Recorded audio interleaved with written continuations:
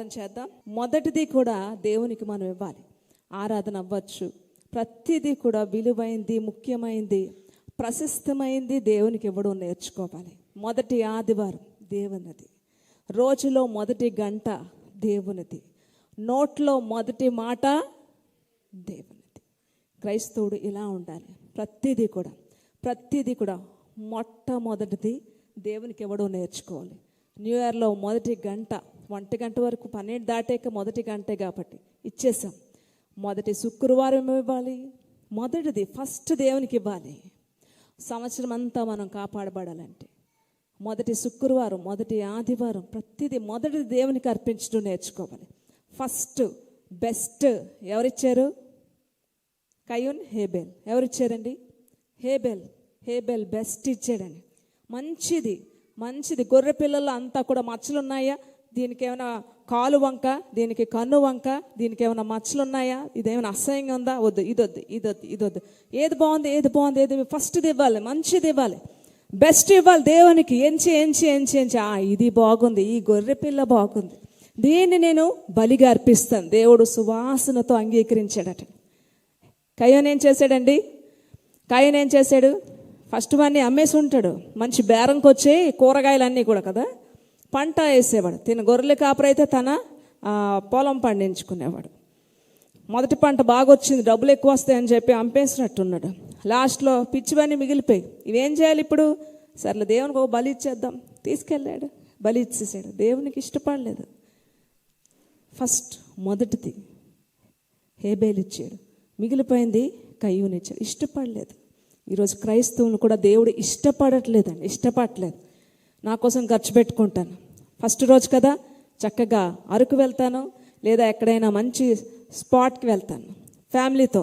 ఈ ఆదివారం ఇక్కడ నుంచి ఇంకా 10 రోజులు మనకు సెలవులు, సో ఎక్కడెక్కడో తిరగడానికి చక్కగా వెళ్తాం. ఈరోజు దేవుడు ఇష్టపడట్లేదు క్రైస్తవులు. మొదటిది దేవునికి ఇవ్వలేకపోతున్నారు. మొదటిగాని హృదయాన్ని ఇవ్వాలి. ప్రతిదీ కూడా దేవునికి విలువైంది ఇవ్వాలి. ఆరాధన చేసినప్పుడు ఆత్మతో సత్యముతో ఆరాధన చేయడం, ప్రతిదీ కూడా ఒకటి మొదలైందంటే ఇందులో మొదటిది దేవునికి ఇచ్చేయాలి. 10వ భాగం జీతం రాగానే ఎంతమంది ఫస్ట్ది దేవునిది తీస్తున్నారండి? చెప్పండి నిజంగా. ఫస్ట్ జీతం అందుకోగానే ఇది ఎవరిచ్చారు? దేవుడు ఇచ్చాడు. ఇందులో ఫస్ట్ది దేవునికి తీయాలి. అది ఆశీర్వాదం. కరెంటు బిల్లు ఎంత? 2000 కరెంటు బిల్లు, బియ్యం 1000 రూపాయలు, ఆయిల్ డబ్బాకి ఎంత, నెక్స్ట్ కూరగాయలకి ఎంత, నెక్స్ట్ ఇంకా ఇంట్లో సరుకులకి, స్కూల్ ఫీజుకి, కాలేజ్ ఫీజుకి, నా బస్ ఛార్జ్, బస్ పాస్ లేదు, ఇవన్నీ అయిపోయి మిగిలిన డబ్బులు తర్వాత చూద్దాం. అయిపోయిందా? అయ్యో అన్నీ అయిపోయినాయా? మొత్తం జీతం అంతా అయిపోయింది, మిగిలింది ఇంకెంత తక్కువ మిగిలింది, ఇందులో ఒక 10 రూపాయలు దేవుని తీద్దాం. దేవుడు ఇష్టపట్టండి. బెస్ట్ ఫస్ట్ దేవునికి ఇవ్వడం నేర్చుకోండి. అదే మీ జీవితాల్లో గొప్ప ఆశీర్వాదం. కొంతమంది అయితే అసలు దేవునికే ఇవ్వరండి. దేవుడు ఇచ్చిందే ఎవరు? ఏమంటారు? మాకు రావండి, ఎక్కువ వస్తే ఇచ్చేవాళ్ళం, కొంచెమేం వస్తుంది. 10 రూపాయల రూపాయి దేవుందే. రూపాయి వచ్చిందా నీకు? రూపాయి తీసుకున్న వాళ్ళు ఎవరున్నారండి ఈరోజు? రూపాయి బయట పడేస్తున్నారు. రూపాయిలో 10 పైసలు దేవునికి ఇవ్వాలి. అది రూల్. ప్రతి దాంట్లో మనం ఖచ్చితంగా ఉండి, అప్పుడు దేవుడు అంటున్నాడు, నన్ను శోధించు. ఎందుకు నేను ఆశీర్వదించబడలేదు? నేను ఎందుకు ఇన్ని సంవత్సరాలు ఎక్కడేసిన గొంగలు అక్కడలాగే ఉన్నాను? నా జీవితంలో దీవెన ఎందుకు రాలేదు అని నన్ను అడుగువయ్యా అని దేవుడు అడుగుతున్నాడు. మనం మారాలి. ఫస్ట్ బెస్ట్ ప్రతిదీ కూడా దేవునికి ఇవ్వడం నేర్చుకోవాలి. ఆరాధన చేసుకుందామా? చల్లగా కాచే దేవుడవయ్యా యేసయ్యా, నీ చల్లని చూపే చాలునయ్యా యేసయ్యా. ఆరాధన చేసుకుందాం, దేవుని స్తుతిద్దాం. ప్రతి విషయంలో మనల్ని మనం మార్చుకోవాలి. ప్రతి విషయంలో మార్పు చెందాలి. ప్రతి దాంట్లో మనల్ని మనం పరిశుద్ధపరచుకొని బెస్ట్ ఫస్ట్ దేవునికి ఇవ్వడం నేర్చుకోవాలి. ఆరాధన చేద్దాం, దేవుని స్తుతిద్దాం. చల్లగా కాచే దేవుడవయ్యా యేసయ్యా, నీ చల్లని చూపే చాలును యేసయ్యా. చల్లగా కాచే దేవుడవయ్యా యేసయ్యా, నీ చల్లని చూపే చాలును యేసయ్యా. నీవు చాలయ్యా, నీ చూపే చాలయ్యా. నీవు చాలయ్యా, నీ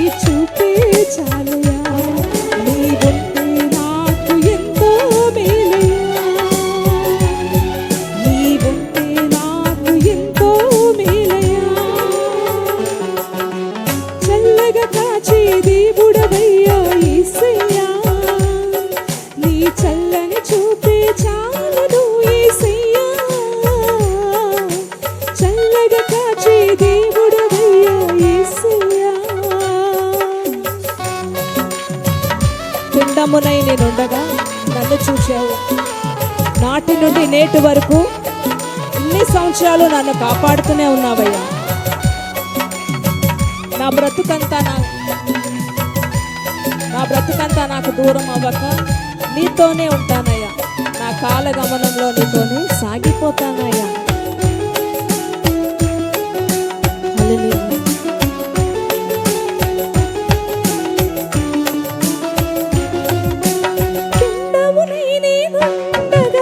నన్ను చూచావే, నాటి నుండి నేటి వరకు నన్ను కాచావే.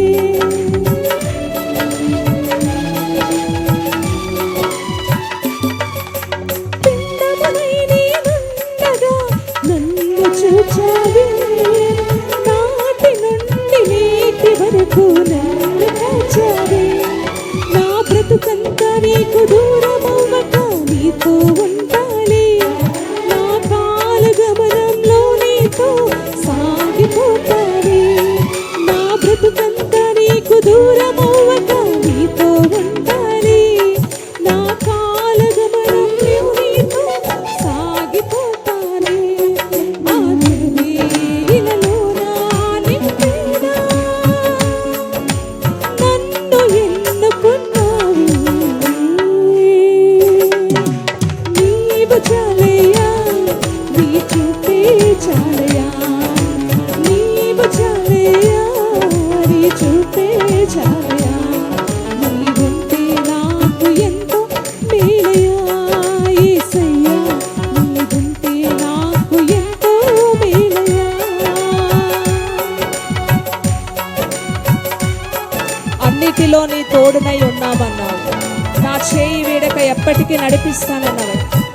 నా బ్రతుకంతా చీకటైపోయిన వేళలో నాకు వెలుగై నన్ను నడిపించావు తండ్రి. కృతజ్ఞత ఆరాధన.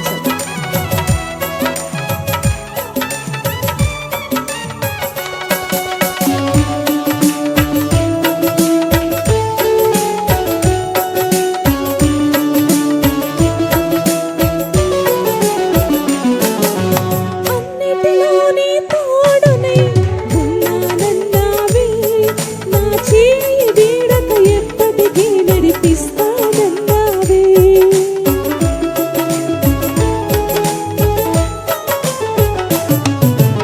అన్నిటిలో నీ తోడువై ఉంటానన్నావే. నా చేయి వీడక ఎప్పటికీ నడిపిస్తానన్నావే.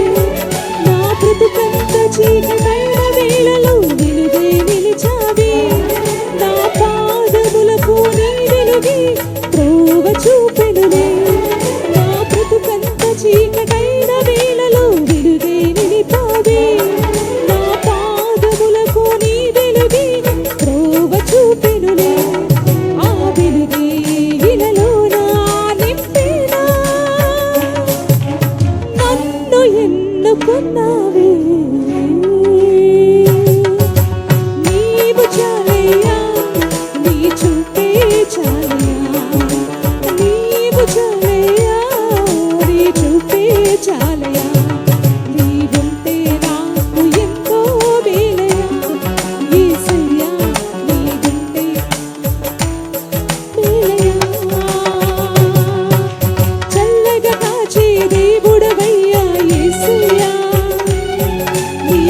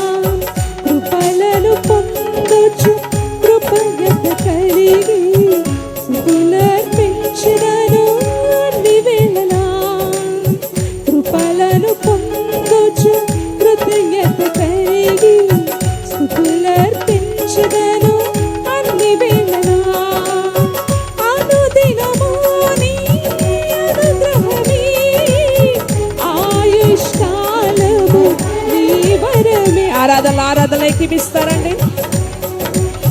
హల్లెలూయా చెప్దామా? ప్రతి ఒక్కరూ హల్లెలూయా చెప్పాలి. చేతులు పైకెత్తి. నీ వరమే ఘనమైనవి నీ కార్యములు నా ఎడల స్థిరమైనవి నా యేసయ్యా ఘనమైనవి నీ కార్యములు. హల్లెలూయా చెప్దామా అండి? చేతులు పైకెత్తి.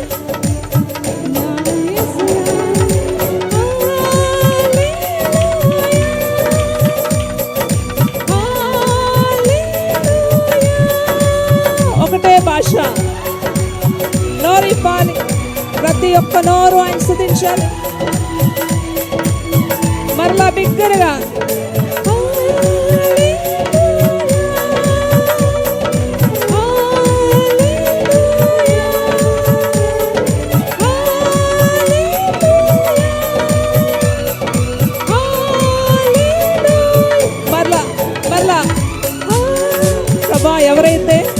ఎవరైతే హేబేల్లాగా బలి అర్పిస్తున్నారు, మచ్చ లేకుండా కల్మషం లేకుండా నిందారహితంతో ఎవరైతే హేబేల్లాగా బెస్ట్ బలిని అర్పిస్తున్నారు, మీరు అంగీకరించండి. ఈ నూతన సంవత్సరంలో మొదటి ఆదివారం వారి యొక్క బలిని మీరు అంగీకరించండి. వారి బలిని మీరు అంగీకరించండి. స్త్రీలలో, పురుషుల్లో, యవనస్తుల్లో, వృద్ధుల్లో హృదయం నిండా నాయన నిజముగా హేబేల్లాగా ఎవరైతే బలి అర్పిస్తున్నారో వారి బలిని మీరు అంగీకరించు తండ్రి. వారి బలిని మీరు అంగీకరించు. వారి కన్నీళ్ళు మీరు చూడండి.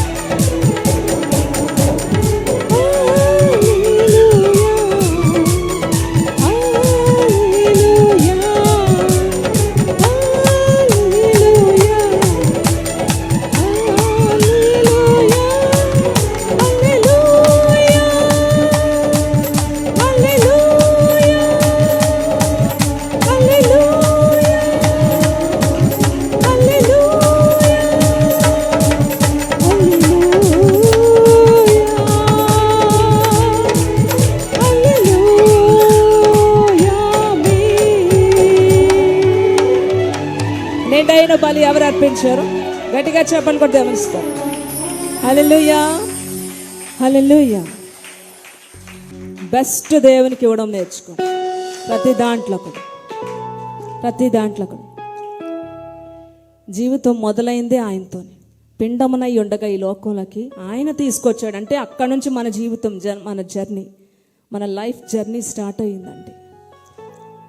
మన జీవిత ప్రయాణం అక్కడి నుంచి, దేవుని నుంచే స్టార్ట్ అయింది కనుక దేవుని నుంచే ఎండ్ అవ్వాలి. మోకాళ్ళ మీదకి వెళ్దాం అందరూ కూడా. మొదటి స్థానం, మొదటి జీవితం దేవునికి ఇవ్వడం నేర్చుకోవాలి. ఆయనతో ఆరంభం, ఆయనతో అంతం అవ్వాలి. అంటే మధ్యలో కూడా మనం ఇవ్వాల్సిన ప్రతిదీ కూడా ఆయనకి ఇవ్వడం నేర్చుకోవాలి. ఆయనకి ఇచ్చేయాలి. ఎక్కడ తప్పు చేస్తున్నావో చూసుకోవాలి. శ్రమ ఓర్పు పరీక్ష నిరీక్షణను కలగజేస్తుందట. నిరీక్షణ, ఓర్పు, పరీక్ష, నిరీక్షణ. అయితే శ్రమల్లోంచి ఓర్పు వస్తుంది, నిజమే. ఒక శ్రమలో మనకి ఓర్పే నేర్చుకుంటాం. ఆ ఓర్పట పరీక్షలు కలిగిస్తుంది. అంటే శ్రమలనే పరీక్షలు.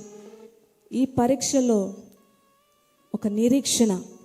ఎగ్జామ్ రాశాను, ఎప్పుడు మార్క్స్ వస్తాయి, ఎప్పుడు నేను పాస్ అవుతాను ఎదురు చూస్తారు కదా. 10th క్లాస్ అవ్వచ్చు, బీటెక్ అవ్వచ్చు, లేకపోతే ఇంకేదైనా సరే, ఏ ఎగ్జామ్ రాసినా ఎప్పుడు రిజల్ట్ వస్తుంది. పరీక్ష నిరీక్షణని. ఎప్పుడు వస్తుంది రిజల్ట్, ఎప్పుడు వస్తుంది, ఎప్పుడు నేను పాస్ అవుతాను, ఎప్పుడు నెక్స్ట్. క్రైస్తవ జీవితం కూడా అంతే, నిరీక్షణ. ఈ లోకానుసారమైన పరీక్షల్లో ఓడిపోవచ్చు, గెలవచ్చు. ఆ నిరీక్షణ ఫెయిల్ అవుతుందేమో కానీ నా యందు నిరీక్షించువాడు ఎన్నడూ సిగ్గుపడడు. ఆయన యందు విశ్వసించువాడు ఎన్నడూ సిగ్గుపడడు. ఈ నిరీక్షణ మనల్ని సిగ్గుపరచదు. ఏ నిరీక్షణ? మనుషుల మీద నిరీక్షణ సిగ్గుపరుస్తుంది. ఇంకెవరు నమ్ముకున్నా సిగ్గే. ఎవరిని నమ్ముకున్నా ఈ లోకంలో సిగ్గుపడాల్సి వస్తుంది, తలదించుకోవాల్సి వస్తుంది. కానీ దేవుడు అంటున్నాడు, ఈ నిరీక్షణ నిన్ను సిగ్గుపరచదు. కొంత సమయం పడుతుంది. మనం మంచి ఎంచుకుంటే తప్పకుండా మనకు ఒక నిరీక్షణ ఉందండి. నేను ఎంచుకున్న దాన్ని బట్టి నాకు బెస్టే వస్తుందని. నీ యొక్క ఎన్నిక మీద ఆధారపడి ఉంటుంది. సంవత్సరమైనా 5 సంవత్సరాలైనా నువ్వు దేవుణ్ణి ఒక మంచి విషయాన్ని అడిగితే కొంచెం నిరీక్షించాల్సి వస్తుంది. కానీ మంచిది, నువ్వు ఎన్నుకున్న మంచి దాన్ని బట్టి నీకు బెస్టే నీ చేతిలోకి వస్తుంది. బైబిల్ గ్రంథంలో ప్రవక్తలు, పరిశుద్ధులు అవ్వచ్చు, అనేక మంది విశ్వాసులు అవ్వచ్చు, వారు దేవుణ్ణి అడిగినప్పుడు వారి జీవితంలో వారి చేతిలోకి మంచిదే వచ్చిందండి. హాలాండ్లో ఒక రాజు ఉండేవాడట. ఆయనకి ఒకే ఒక కుమార్తె. ఆమె చాలా అందంగా ఉంటుంది, చాలా మంచిదట. ఆ యొక్క దేశ ప్రజలందరూ కూడా, రాజ్యంలో అందరు ప్రజలు ఆమె అంటే చాలా ఇష్టమట. ఎందుకంటే ప్రజలందరితో ఎంతో దయగా మాట్లాడేది, చాలా ప్రజలను ప్రేమించేదట. అంత యువరాణి అయినప్పటికీ, అంత అందంగా ఉన్న ఆమె ఏముందండి, దయ, ప్రేమ ఉంది. చాలా దయగా ఉండేదట ప్రజలందరి పట్ల. ప్రజలను ఎంతో ప్రేమించేది కనుక ఆమె అంటే దేశ ప్రజలందరికీ ఇష్టమే. ఒకరోజు ఆమెకి వివాహ వయసు వచ్చినప్పుడు ఆ రాజు వివాహం చేయడానికి సిద్ధపడ్డాడు.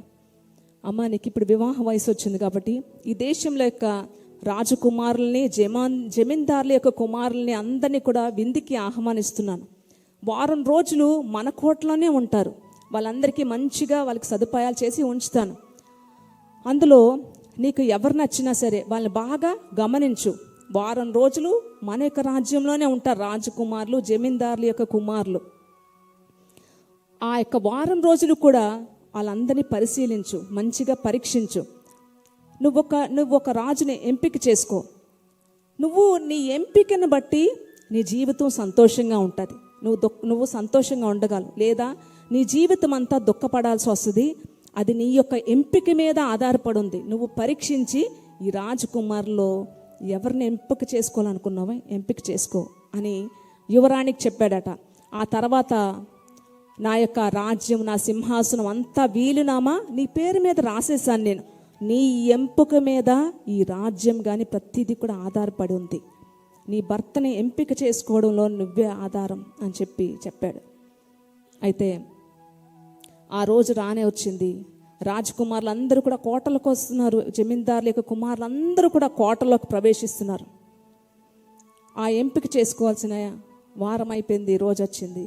పరిచారకులందరూ కూడా యువరాణిని రెడీ చేస్తున్నారు, సిద్ధపరుస్తున్నారు. ఈలోగా యువరాణి రాజకుమారుల్ని వాళ్ళని స్వాగతం చెప్పడానికి సిద్ధపడే సమయంలో ఆ యొక్క కోట యొక్క తలుపులు వెనక ద్వారం యొక్క వైపు పెద్ద పెద్ద శబ్దాలు వస్తున్నాయి. దబ్ దబ్ దబ్ అని కొడుతున్నప్పుడు వెంటనే భటులు వెళ్ళారండి.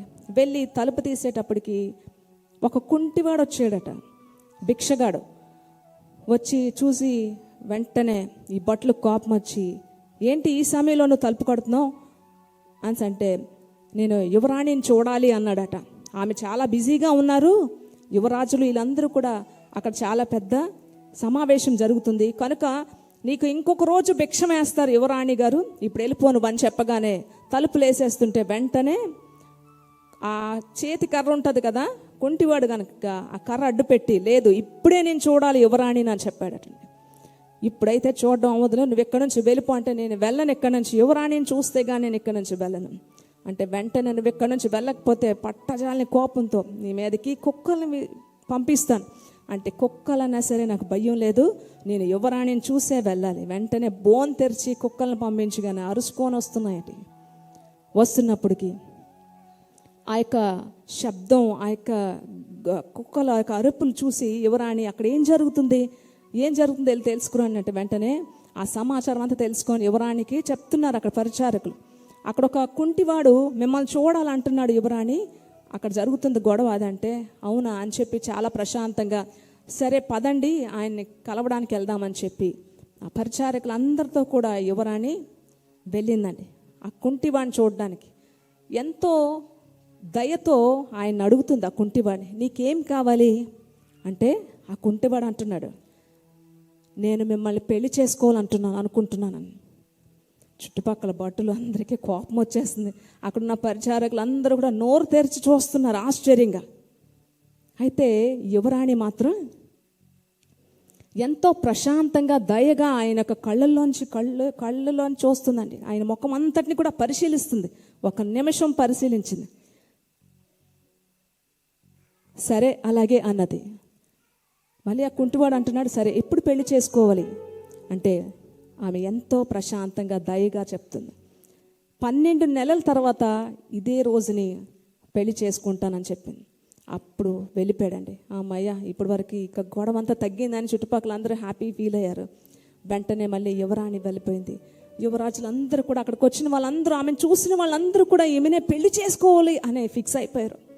అయితే వాళ్ళు చూస్తున్న ప్రతిసారి కూడా యువరాజులను చూసిన అంతమంది యువరాజులను చూసి ఈ యొక్క యువరాణి మాత్రం అసంతృప్తిగానే తన యొక్క ఆసక్తిని కనపరచకుండా వెళ్ళిపోయింది లోపలికి.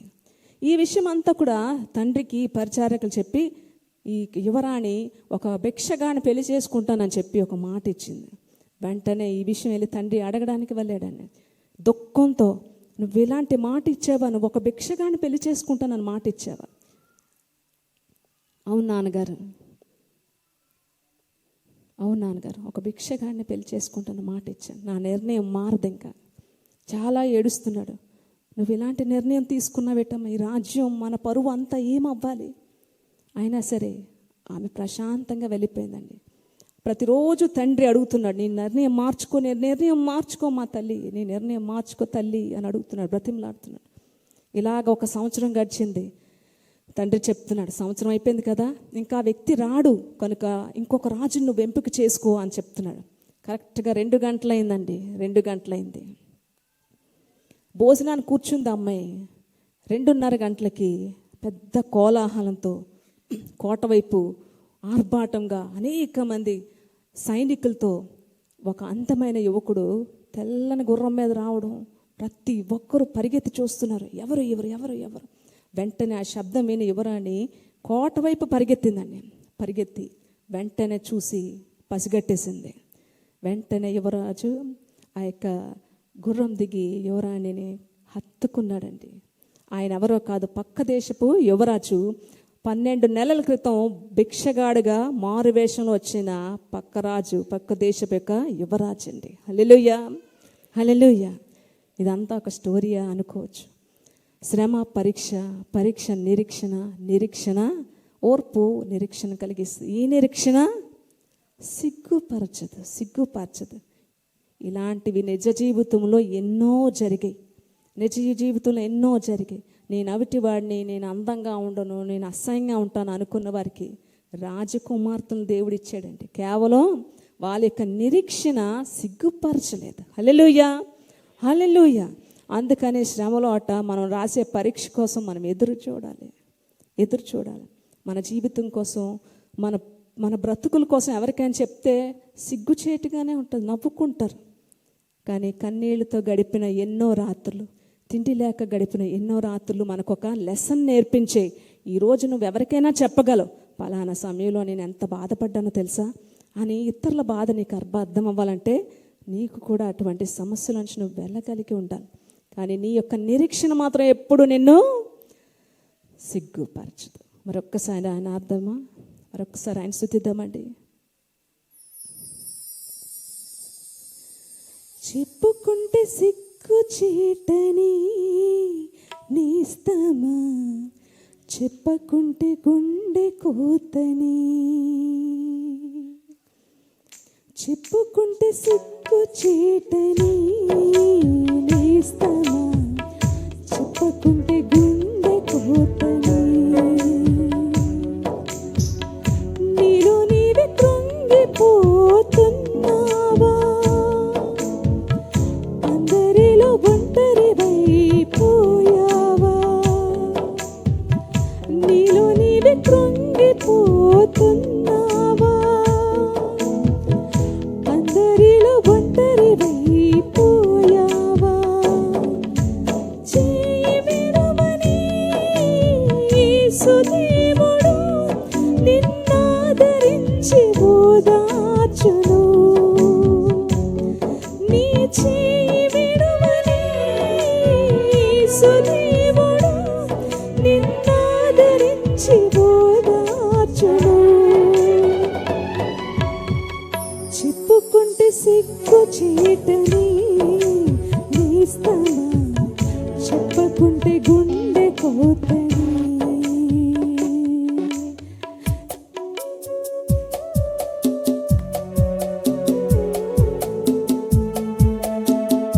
ఎన్నో కన్నీటి రాత్రులు, తెల్లవారు కూడా చూడలేని రాత్రులు గడిపేవేమో నీ జీవితంలో.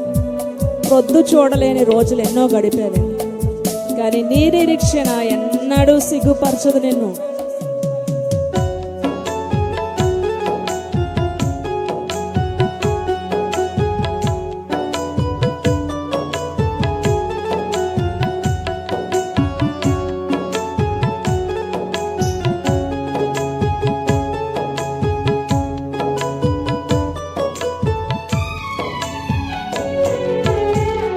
కసాయి గుండెలో దాడి చేసిన విషపు చూపులి నీ వైపు వంచిన.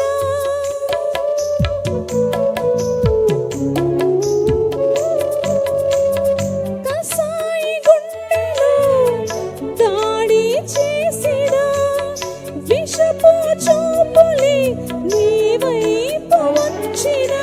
కన్నీటితో గడిపిన ఎన్నో రాత్రులు చూడలేదు. కన్నీటితో ఎన్నో రాత్రులు చూడలేదు.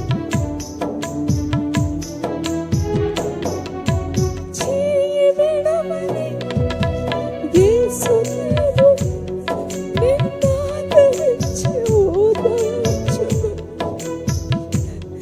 నీ చేయి విడవని యేసు నిన్నాదరించి ఓదార్చును. చెప్పుకుంటే సిగ్గు చేటని నేస్తమా, చెప్పకుంటే గుండె కోతని. చెప్పుకుంటే సిగ్గు చేటని నేస్తమా, చెప్పకుంటే. నీలో నీవే కృంగిపోతున్నావా, అందరిలో ఒంటరివైపోయావా. నీలో నీవే కృంగిపోతున్నావా, అందరిలో ఒంటరివై. పట్టుకుందామా ఆయన వైపు చేతులు. చేయి విడవని యేసు దేవుడు నిన్నాదరించి ఓదార్చును. నీ చేయి విడవని యేసు దేవుడు నిన్నాదరించి ఓదార్చును. చెప్పుకుంటే సిగ్గు చేటని నేస్తమా, చెప్పకుంటే గుండె కోతని. ఈ రాత్రి ఎవరైతే ఈ ఉదయం ఈ సమయంలో రహస్యమందు చూచు నీ తండ్రి నీ ప్రతి కన్నీటికి కూడా ఆయన తప్పకుండా జవాబిస్తాడు. నువ్వు ఆయన వైపు తిరగాలి, నువ్వు ఆయనకి నువ్వు సమర్పించుకోవాలి. మీలో నీవు కృంగిపోతున్నావేమో, ఎవరితో చెప్పుకున్నా సిగ్గుచేటే కదండి. ఈరోజు మనుషులు ఏమంటారు, మీ ఇంట్లో ఈ సమస్య ఉందా అని నవ్వుకునే మనుషులే తప్ప మనల్ని ఓదార్చేవారు ఎవ్వరూ లేరు. అందుకే రహస్యమందు చూచి తండ్రి దగ్గరికి వెళ్ళి నీ ప్రతి బాధ నువ్వు చెప్పుకోవాలి, ఆయన తప్పకుండా విడిపిస్తాడు. కనుక ఈ సమయంలో ప్రతి ఒక్కరిలో ఒక కొత్త మార్పు, నూతనమైన మార్పు దేవుడు చూడాలని ఇష్టపడుతున్నాడు. ఏ మనిషికి కూడా మీ బాధ చెప్పుకోకండి, చెప్పుకుంటే సిగ్గు చేటేనండి. లేకపోతే గుండెల్లో బాధ, వేదన ఎవరితో ఒకరితో చెప్పుకోవాలి. నిన్ను చూచి నీకు ప్రతిఫలం ఇచ్చే దేవుడు నీకుతో ఉన్నాడు. రహస్యమందు చూచు తండ్రి తప్పకుండా నీకు ప్రతిఫలం ఇస్తాడు. దేవుడు మీతో మాట్లాడుతూ ఒక్కరు ప్రార్థన చేయండి, దేవుని స్తుతిస్తూ. ఆశల